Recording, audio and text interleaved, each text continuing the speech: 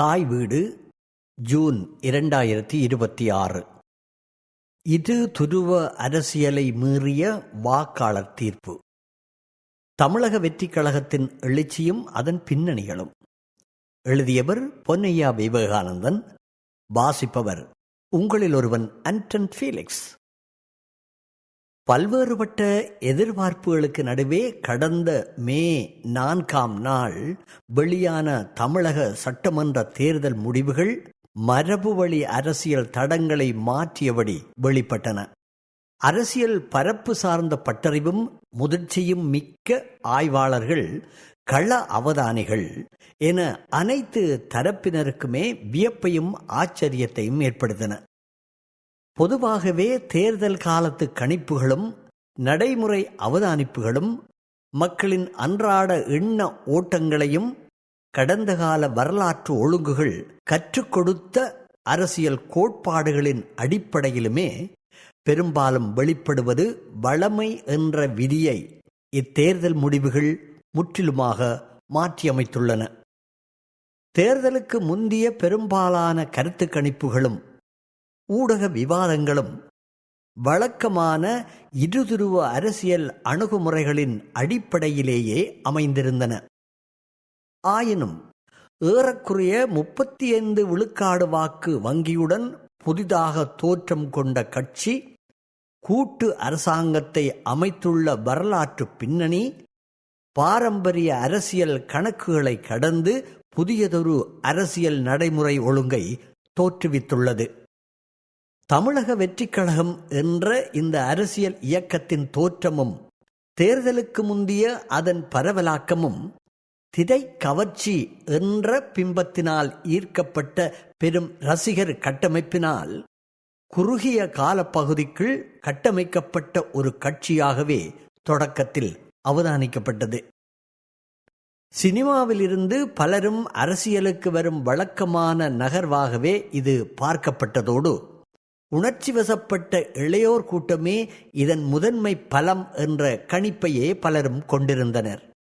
எனினும் தேர்தலுக்கு பின்னான சமகால அரசியல் சூழல் இக்கட்சி பாரம்பரிய அரசியல் கட்சிகளின் வாக்கு வங்கி பலத்தையும் வியூகங்களையும் கடந்து குறுகிய காலத்துக்குள் அடைந்துள்ள வாக்கு வீத அசுர வளர்ச்சியானது இது வெறும் திரைக்கவர்ச்சி என்ற எல்லைகளுக்குள் மட்டுமே சுருங்கிவிடவில்லை என்பதையே தற்போது வெளிப்படுத்தியுள்ளது. விஜய் 2 தசாப்தங்களுக்கு மேலாக திரையுலக முன்னணி ஆளுமையாக விளங்கிய ஒரு உச்சக்கட்ட நடிகர். பொதுவெளிகளில் தீவிர அரசியல் நகர்வுகளையோ அல்லது அரசியல் கருத்துக்களையோ வெளிப்படுத்தாத ஒருவராகவே அவர் நீண்ட காலமாக இருந்து வந்தார். பொதுவாக தனது திரை பிம்பத்திற்கு அப்பால் சமூக தேவைகளுக்கென தனக்கென ஒரு தனித்துவமான அரசியல் அல்லது தத்துவார்த்த கொள்கை கோட்பாடுகளை அவர் பொதுவெளியில் வெளிப்படுத்தி இருக்கவில்லை. திரையில் அவர் வெளிப்படுத்திய சமூக கருத்துக்களை கூட பொதுவெளிகளில் சமூக நலனை முன்னிட்டு தனிப்பட்ட முறையில் விரிவாக பேசாதவராகவே அவர் அவதானிக்கப்பட்டார். இவ்வாறானதொரு சமூக அரசியல் பின்னணியை கொண்ட ஒரு திரை ஆளுமை திடீரென ஒரு அரசியல் இயக்கத்தை தோற்றுவித்து இந்த அளவிற்கு பாரிய வாக்கு வீத தாக்கத்தை ஏற்படுத்துவார் என்பதை மரபு வழி அரசியல் அவதானிகள் எவருமே முன்கூட்டியே கணித்திருக்கவில்லை. ஏனைய சில திரை நட்சத்திரங்களைப் போலன்றி தனது அரசியல் வருகை குறித்த நீண்டகால இழுபறி நிலைப்பாடுகளை தவிர்த்து கடந்த 2024ஆம் ஆண்டில் மக்கள் இயக்கமாக இயங்கி வந்த தனது ரசிகர் நற்பணி கட்டமைப்பை தமிழக வெற்றிக் கழகம் என்ற அரசியல் இயக்கமாக விஜய் அவர்கள் அதிகாரபூர்வமாக பிரகடனப்படுத்தி மரபு வழி அரசியலுக்குள் கால்பதித்தார். அதன் தொடர்ச்சியாக அண்மையில் நடந்து முடிந்த 2026ஆம் ஆண்டு சட்டமன்ற தேர்தலில் நேரடியாக களமிறங்க போட்டியிட்டதன் ஊடாக தற்போதைய சமகால அரசியல் பரப்பில் தனக்குரிய வாக்கு வங்கி பலத்தை அவர் உறுதிப்படுத்தினார். விஜயின் அரசியல் நுழைவு குறித்த விவாதங்கள் நீண்ட காலமாகவே நிலவி வந்த போதிலும் தனது ரசிகர் கட்டமைப்பை மாத்திரம் முதன்மையாக கொண்டு மிக குறுகிய காலப்பகுதிக்குள் ஓர் அரசியல் இயக்கத்தை வலுப்படுத்தி 2 ஆண்டுகளுக்குள்ளேயே பொது தேர்தலை சந்திப்பதாக அவர் அறிவித்தமையானது மரபுவழி அரசியல் பட்டறிவும் முதிர்ச்சியும் மிக்க ஆய்வாளர்களிடையே ஆரம்பத்தில் ஒரு சவாலான அல்லது நடைமுறை சாத்தியமற்ற நகர்வாகவே பார்க்கப்பட்டது. பாரம்பரிய அரசியல் கட்டமைப்புகளின் ஆழத்தையும் தேர்தல் களங்களின் வியூகங்களை முன்னிறுத்தி அவர்கள் அவ்வாறு கணித்திருந்ததில் எவ்வித தவறும் இருந்திருக்கவில்லை. வெறும் திரைக்கவர்ச்சி என்ற காரணியை மாத்திரம் கொண்டு அரசியல் களத்தில் வாக்குகளை முழுமையாக பெற்றுவிட முடியாது என்பதற்கு தமிழக அரசியல் வரலாற்றில் பல சான்றுகள் உள்ளன. திரைவழி அரசியல் தொடர்பில் எம்ஜிஆர் ஒரு சிறப்பு அரசியல் பின்னணியை கொண்ட ஆளுமையாவார்.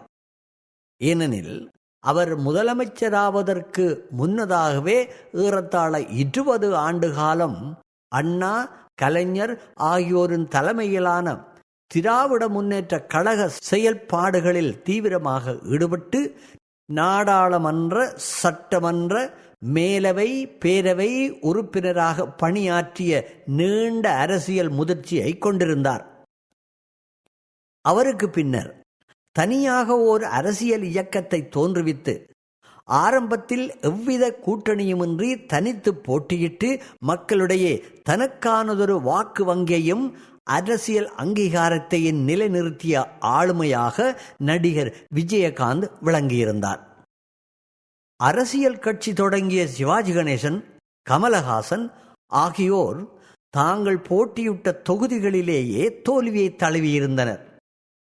அதிலும் கமலஹாசன் அவர்கள் தனது மக்கள் நீதி மய்யம் கட்சியை நாடாளுமன்ற தேர்தல்களின் போது ஏனைய முதன்மை கட்சிகளின் கூட்டணியோடு இணைத்து பயணிக்கும் நிலைக்கு தள்ளப்பட்டார்.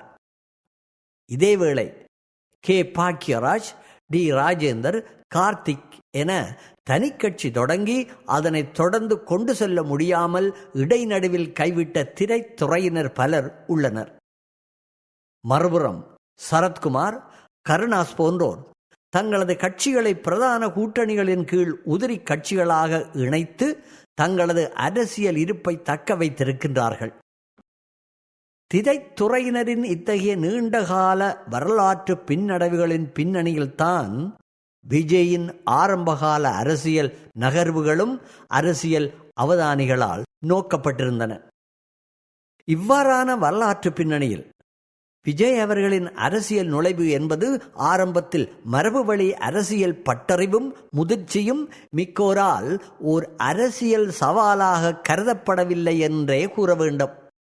விஜய் தனக்குரிய ரசிகர் கட்டமைப்பை முதன்மையாக கொண்டு உருவாக்கிய அரசியல் இயக்கத்தில் விடுதலை சிறுத்தைகள் கட்சியிலிருந்து விலகி வந்த தேர்தல் வியூக வகுப்பாளரான ஆதவ் அர்ஜுனா தொடக்கத்திலிருந்தே அவருடன் இயங்கும் பொதுச் செயலாளர் என்.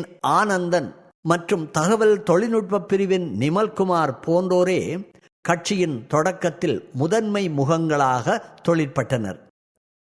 இதேவேளை பல்வேறு மாவட்டங்களிலும் ஏனைய பாரம்பரிய அரசியல் கட்சிகளின் உட்கட்சி பூசல்களாக ஒதுக்கப்பட்டிருந்த பல அரசியலாளர் அடையாளம் காணப்பட்டு தாவே கட்சிக்குள் உள்வாங்கப்பட்டனர்.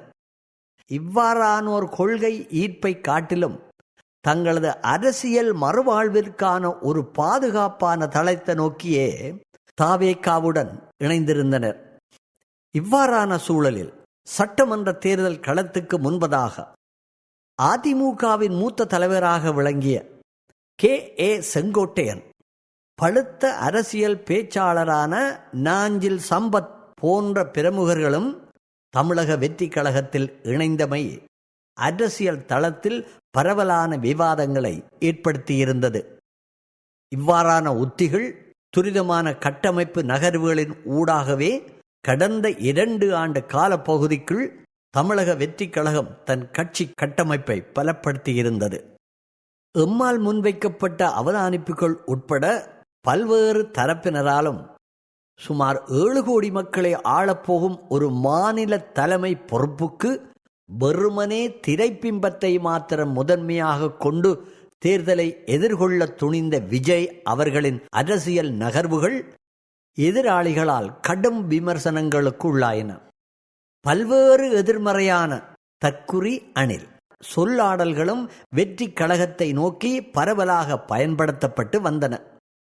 எனினும் இத்தகைய கடுமையான விமர்சனங்களையும் கடந்து விஜய் அவர்கள் பொதுமக்களை தன்பால் பெருமளவில் ஈர்த்து வருகின்றார் என்ற உளவுத்துறை தகவல்களும் தனியார் கள ஆய்வறிக்கைகளும் ஏனைய போட்டி அரசியல் கட்சிகளின் தலைமைகளுக்கு தொடர்ச்சியாக சென்று கொண்டே இருந்தன.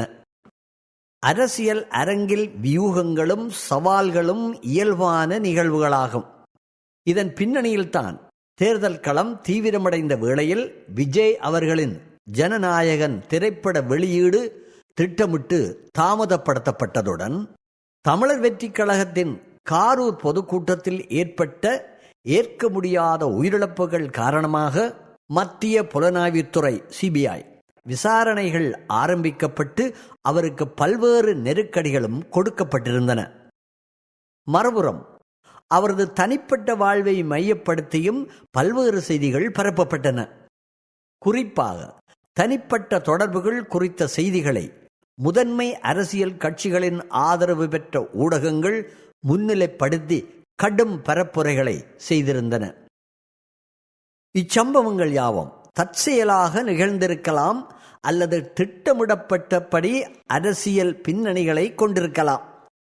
எவ்வாறாயினும் இத்தகைய தொடர்ச்சியாக ஏற்பட்ட இடர்கள் யாவும் விஜயின் தேர்தல் கால அரசியல் நகர்வுகளுக்கு பெரும் தடையாக அமைந்திருந்தன என்பதை மறுப்பதற்கில்லை. ஒரு புதிய அரசியல் இயக்கத்தை தோற்றுவித்து அதனை மக்கள் மத்தியில் கொண்டு சேர்க்க வேண்டிய மிக முக்கிய காலகட்டத்தில் இவ்வாறான தனிப்பட்ட பொதுவெளி தாக்கங்கள் அவரது கட்சிசார் இயக்கத்தின் வேகத்தை குறைத்து சற்றே மடை மாற்ற முயன்றன என்பதே நடைமுறை உண்மையாகும். தேர்தல் முடிவுகள் வெளியாவதற்கு சில நாட்களுக்கு முன்னர் தேர்தல் கருத்து கணிப்புகளில் தமிழக பரப்பில் பரவலாக அறியப்பட்ட ஒரு பேராசிரியர் பின்வருமாறு கூறியிருந்தார்: திமுகவே அதிக இடங்களை கைப்பற்றி மீண்டும் ஆட்சி அமைக்கும். அதிமுக 2ஆம் இடத்தை பெற்று முதன்மை எதிர்க்கட்சியாக வரும். தமிழர் வெற்றி கழகத்தை பொறுத்தவரை பெரம்பலூர் தொகுதியில் மாத்திரம் விஜய் சில 1000 வாக்குகள் வேறுபாட்டில் வெற்றி பெறலாம் அல்லது தோல்வி தழுவலாம். பாரம்பரிய கருத்து கணிப்பாளரின் இத்தகைய மதிப்பீடுகள் அடிமட்டத்தில் உருவாக்கி கொண்டிருந்த புதிய அரசியல் மாற்றங்களை அவர்கள் எந்த அளவுக்கு புறநிலையாக கணிக்க தவறியிருந்தார்கள் என்பதையே வெளிப்படுத்துகின்றன. அரசியல் அவதானிகள் பெரும்பாலோரின் கணிப்புகளும் இத்தகைய மதிப்பீடுகளின் அடிப்படையிலேயே அமைந்திருந்தன. இதன் காரணமாக ஆளுங்கட்சி தரப்பானது தங்களது புதிய அமைச்சரவைக்கான சாத்தியப்பாடுகள் குறித்தும் முன்கூட்டியே திட்டமிருந்ததாக கூறப்பட்டது.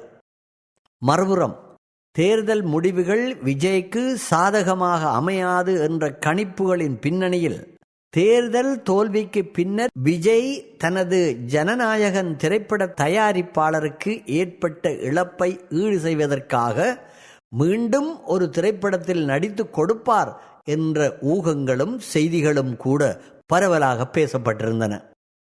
தமிழ்நாட்டில் மீண்டும் மு.க. ஸ்டாலின் அவர்களின் தலைமையிலான நிர்வாகமே ஆட்சி அமைக்கும் என்ற பரவலான எதிர்பார்ப்புகளுக்கு மத்தியில்தான் மே 4ஆம் நாள் வாக்கு எண்ணிக்கை ஆரம்பமாக இருந்தது.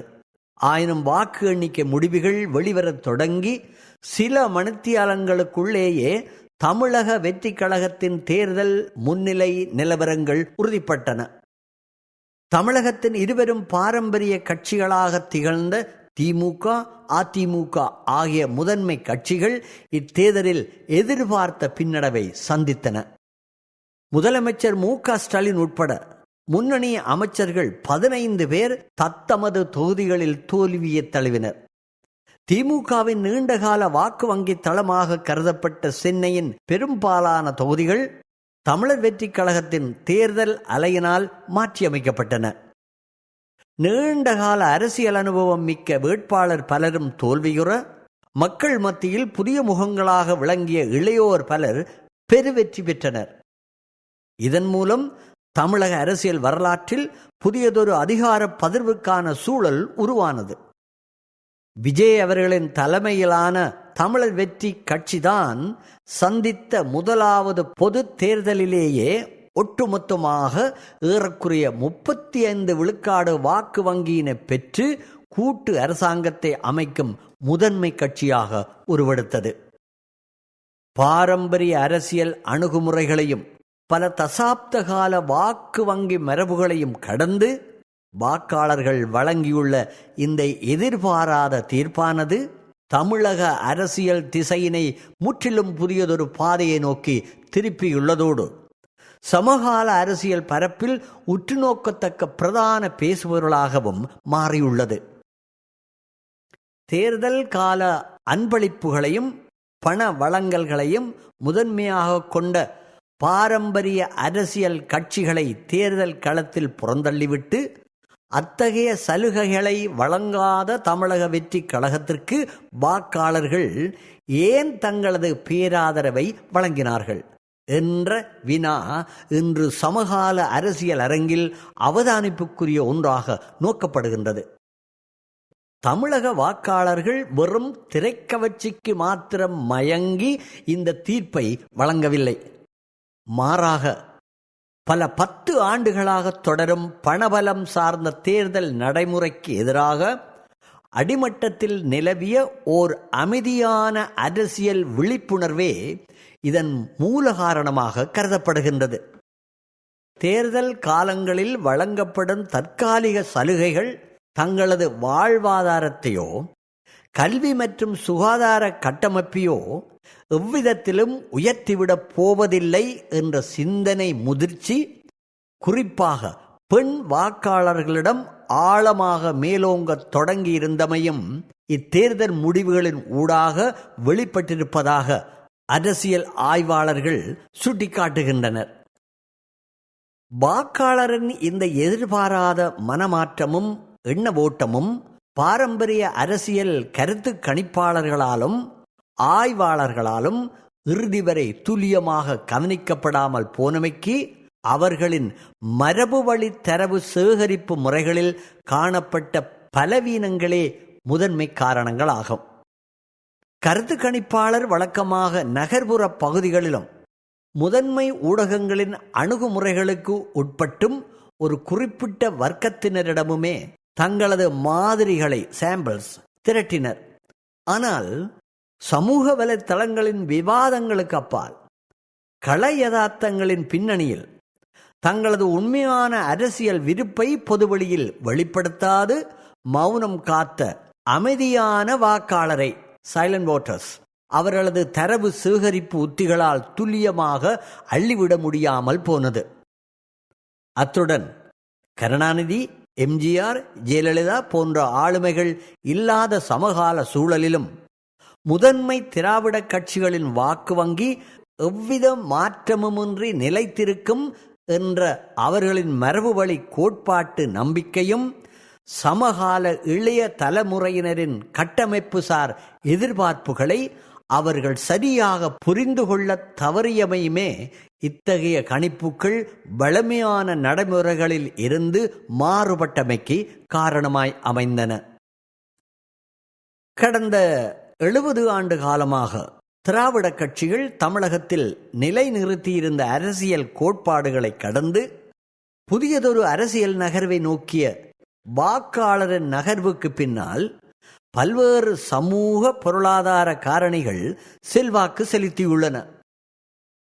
இன்றைய 18 முதல் 35 வயதுக்குட்பட்ட இளம் தலைமுறை வாக்காளர்களுக்கு 1960களின் மொழி போராட்டங்களோ அல்லது இருதுருவ மரபு வழி தத்துவ கோட்பாடுகளோ தங்களது சமகால வாழ்வாதார பிரச்சினைக்குரிய முதன்மை தீர்வாக தென்படவில்லை. அவர்களுக்கு தேவையானது தரமான உலகளாவிய கல்வி, புதிய வேலைவாய்ப்புகள், ஊழலற்ற வெளிப்படையான அரச ஆளுகை முறைமையாகும். அந்த வகையில் வாரிசு அரசியல், மரபு வழி கோட்பாட்டு தீவிரத்தன்மை ஆகிய வரையறைகளுக்கு நடுவில் மாற்று அரசியலை எதிர்பார்த்திருந்த வாக்காளருக்கு தமிழக வெற்றிக் கழகம் முன்வைத்த மதசார்பற்ற சமூக நீதி பார்வை என்பது ஒரு புதிய தெரிவாக அமைந்தது. இந்த இளையோர் பங்களிப்பும் அரசியல் மாற்றத்திற்கான வாக்காளரின் எதிர்பார்ப்புமே நீண்டகால பாரம்பரிய அரசியல் கட்டமைப்புகளில் பாரிய தாக்கத்தை ஏற்படுத்தின, புதியதோர் அரசியல் சூழலை தோற்றுவித்தன. இத்தகைய வினாக்களுக்கான துல்லியமான காரணிகளை தேடி பல்வேறு அரசியல் ஆய்வாளரும் கள அவதானிகளும் தற்பொழுது விரிவான ஆய்வுகளை முன்னெடுத்து வருகின்றனர். தமிழ்நாட்டு அரசியல் வரலாற்றில் புதிதாக தோற்றம் பெற்ற ஓர் அரசியல் இயக்கம் நீண்ட காலமாக நிலவி வந்த மரபு வழிபட்ட இரு துருவ அரசியலின் கட்டமைப்புகளை கடந்து தான் சந்தித்த முதலாவது பொது தேர்தலிலேயே பெருவெற்றி பெற்றமைக்கான காரணங்களை பின்வருமாறு விரிவாக நோக்கலாம். விஜய் அவர்களின் தலைமையிலான தமிழர் வெற்றிக் கழகத்திற்கு பதிவான வாக்குகள் யாவுமே வெறும் ரசிகர்களின் வாக்குகள் என்றோ அல்லது ஆரம்பத்தில் விமர்சகர்களால் எதிர்மறையாக குறிப்பிடப்பட்ட தரப்பினரின் வாக்குகள் மாத்திரம் என்றோ எவ்விதத்திலும் வரையறுத்துவிட முடியாது. ஏனெனில் ஒரு திரை ஆளுமையின் தனிப்பட்ட ஈர்ப்பை மாத்திரம் முதலாக கொண்டு எந்த ஒரு தேர்தல் களத்திலும் சுமார் 35% விழுக்காடு வாக்கு வங்கியினை பெற்றுவிட முடியாது.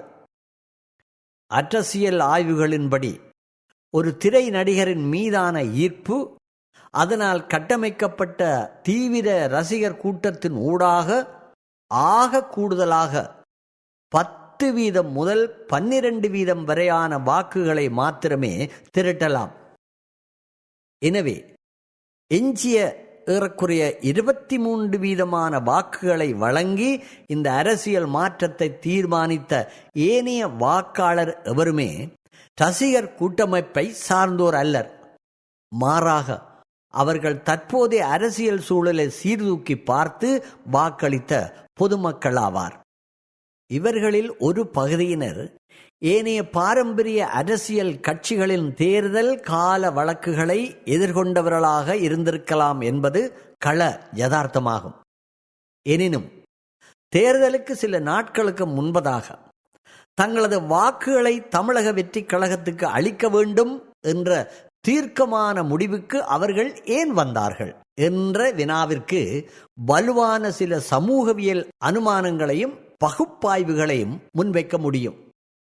பொதுவாகவே பெற்றோருக்கு தங்களது பிள்ளைகளின் விருப்பங்களையும் எதிர்பார்ப்புகளையும் நிறைவேற்றுவதில் ஒரு இயல்பான ஆர்வம் இருப்பதுண்டு. அந்த வகையில் விஜய் அவர்கள் தனது திரை ஆளுமையின் ஊடாக சிறுவர்கள், இளம் பருவத்தினர் இடையே கணிசமான ஈர்ப்பை ஏற்படுத்தியிருந்தார் என்பதை அவதானிக்க முடிகின்றது. இவர்களுள் சமூக ஊடக பயன்பாடு, நாட்டு நடப்புகள் குறித்த ஓரளவிலான புரிதலை கொண்ட தரப்பினர் சமூக வலைத்தளங்கள் ஊடாக தமிழக வெற்றிக் கழகத்தின் அரசியல் பரப்புரைகளால் எளிதில் ஈர்க்கப்பட்டிருந்தனர்.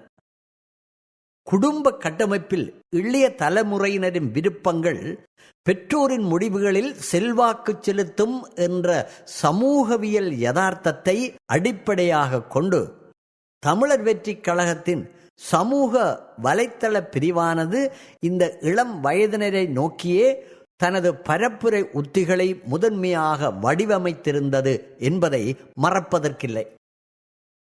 தேர்தல் காலத்தில் குடும்ப கட்டமைப்புக்குள் ஏற்பட்ட சில உணர்ச்சி வசப்பட்ட விவாதங்கள் குறித்த செய்திகள் கூட இந்த இளையோர் ஈர்ப்பின் தீவிர தன்மையை வெளிப்படுத்துவனவாக அமைந்திருந்தன. இவ்வாறான இளம் பருவத்தினரின் உணர்ச்சிபூர்வமான வேண்டுகோள்களும் எதிர்பார்ப்புகளும் குறிப்பிடத்தக்க பெற்றோரின் வாக்குப்பதிவு தீர்மானங்களில் செல்வாக்கு செலுத்தின என்ற கூற்று கள யதார்த்தத்திற்கு நெருக்கமானதாகும்.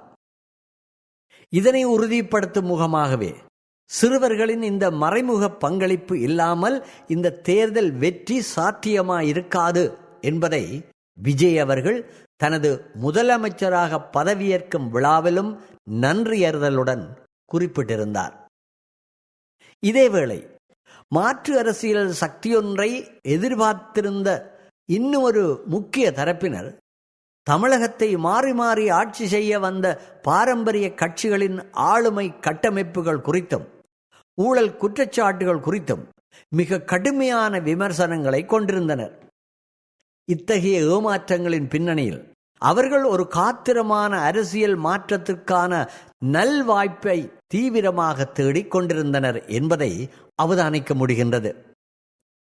சுருக்கமாக கூறின், பல ஆண்டுகால திராவிட கட்சிகளின் தொடர்ச்சியான ஆளுமை முறைகளிலும் அவர்களின் வாக்குறுதிகளிலும் முழுமையாக நிறைவடையாத ஒரு பாரிய வெறுப்பாளர் கூட்டமாகவே இவர்களை கருத வேண்டியுள்ளது.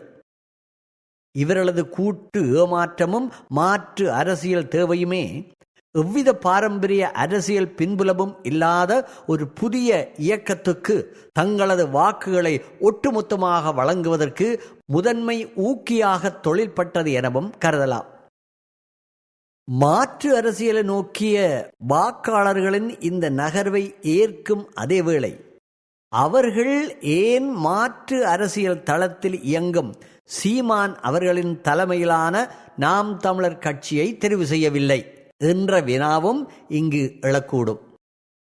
இதற்கான முதன்மை காரணியாக சீமான் அவர்கள் கடந்த 15 ஆண்டுகால தீவிர அரசியல் ஈடுபட்டிருந்த போதிலும் தேர்தல் அணுகுமுறை சார்ந்த வெற்றியை பெறக்கூடிய சாத்தியப்பாட்டையோ அல்லது ஒரு பலமான மாற்று ஆட்சியை உருவாக்கக்கூடிய நிர்வாக பிம்பத்தையோ பொதுமக்களிடையே பரவலாக நிலைநிறுத்த தவறியமை குறிப்பிடலாம்.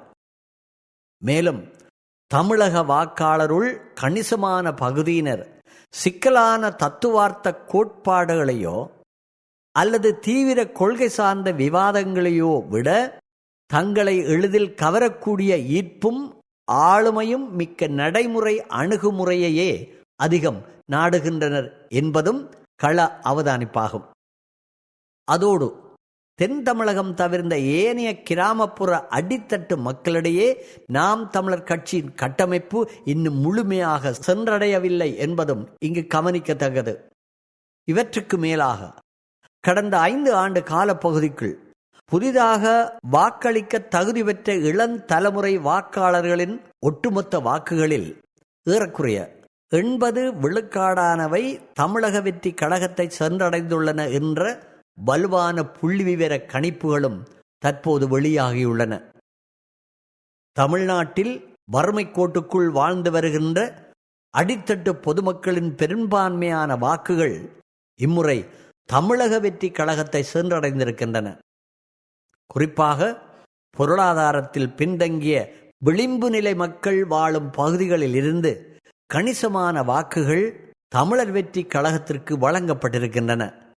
இந்த அடிமட்ட வாக்கு மாற்றத்திற்கு சான்றாக மதிமுக பொதுச் செயலாளர் வைகோ அவர்களின் இல்லத்தில் நீண்ட காலமாக பணிபுரியும் பெண்கள் கூட தங்களது பாரம்பரிய அரசியல் விசுவாசங்களை கடந்து இம்முறை விஜய் அவர்களின் தலைமையிலான இயக்கத்திற்கே தங்களது வாக்குகளை வழங்கியிருந்தனர் என்ற தகவலை வைகோவின் மகனும் நாடாளுமன்ற உறுப்பினருமான துரை வைகோ அவர்கள் விஜய் அவர்களை நேரில் சந்தித்த போது குறிப்பிட்டிருந்த காணொளி பதிவு ஒன்று சமூக வலைத்தளங்களில் பரவலாக அவதானிக்கப்பட்டது.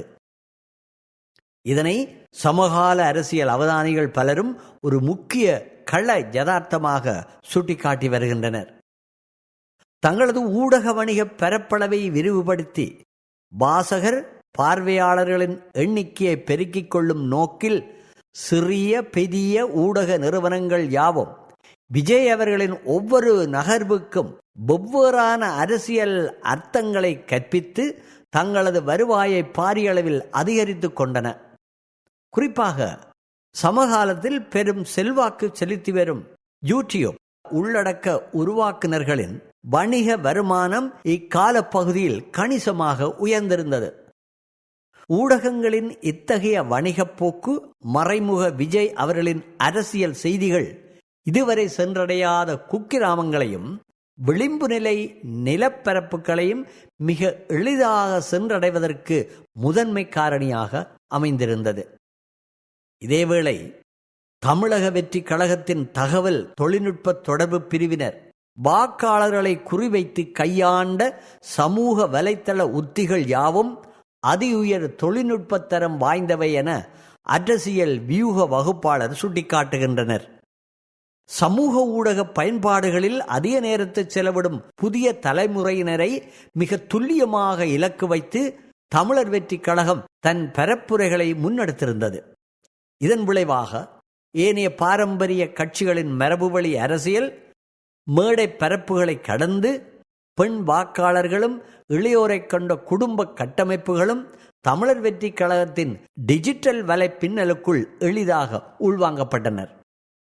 எது எவ்வாறாயினும் முந்தைய அரசியல் நிர்வாக கணிப்புகளை கடந்து விஜய் அவர்களின் தலைமையிலான தமிழக வெற்றி கழகம் இத்தேர்தலில் தனது முதன்மை வெற்றியை பதிவு செய்துள்ளது. அதன் தொடர்ச்சியாக தமிழக வெற்றி கழகமானது விடுதலை சிறுத்தைகள் கட்சி விசிக, இந்திய யூனியன் முஸ்லீம் லீக், மனிதநேய மக்கள் கட்சி MMK ஆகிய கட்சிகள் மற்றும் இந்திய கம்யூனிஸ்ட் கட்சி, மார்க்சிஸ்ட், CPIM ஆகிய இடதுசாரி கட்சிகள் உள்ளிட்ட கூட்டணி கட்சிகளின் ஆதரவோடு புதியதொரு கூட்டு அரசாங்கத்தை அமைத்துள்ளது.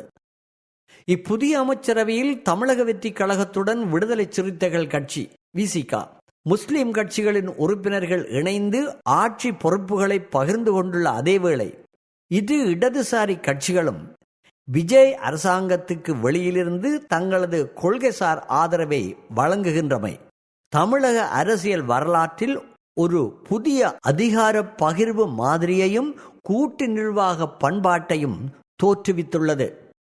இப்புதிய ஆட்சி கூட்டமைப்பு அமையப்பெற்று 3 வாரங்கள் நிறைவடைந்துள்ள நிலையில் கூட்டணி கட்சிகளுக்கு இடையிலான கொள்கை ஒருங்கிணைப்பு, அமைச்சரவை இலாகா ஒதுக்கீடுகள், இடதுசாரிகளின் வெளியிலிருந்தான ஆதரவு நிலைப்பாடு போன்ற பல்வேறு நகர்வுகள் சமகால அரசியல் பரப்பில் உற்றுநோக்கத்தக்க விடயங்களாக காணப்படுகின்றன. இத்தகையதொரு கூட்டு அரசாங்கத்தின் ஆரம்பகால அரசியல் நடைமுறை உத்திகளும் அணுகுமுறைகளும் தமிழகத்தின் நீண்டகால சமூக பொருளாதார கட்டமைப்பில் எத்தகைய தாக்கங்களை ஏற்படுத்தவுள்ளன என்பது சமகால அரசியல் அவதானிகளால் உற்றுநோக்கப்படும் முதன்மை பேசுபொருளாக மாறியுள்ளது. நன்றி.